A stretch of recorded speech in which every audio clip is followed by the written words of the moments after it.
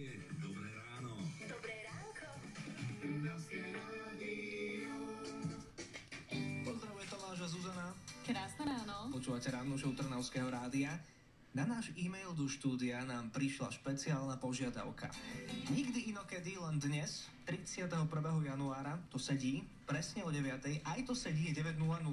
Máme vybaviť jeden pozdrav. Máme zahrať pesničku jednému pánovi, ktorý má zaujímavú prezývku.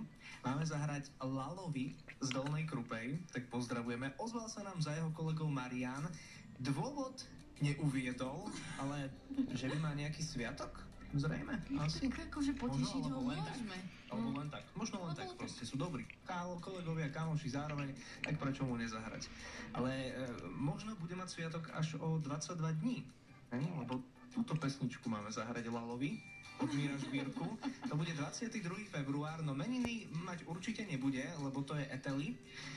Tak ako jedine, že by mal narodeniny o 22 dní. Tak preventívne všetko najlepšie. Presne tak. A môžete si teraz v robote, ale aj vy ostatní, čo ste pri rádiách, s Lalom zalalákať jeho zrejme obľúbený hit 22 dní, ktorý posielame z Trnavského rádia.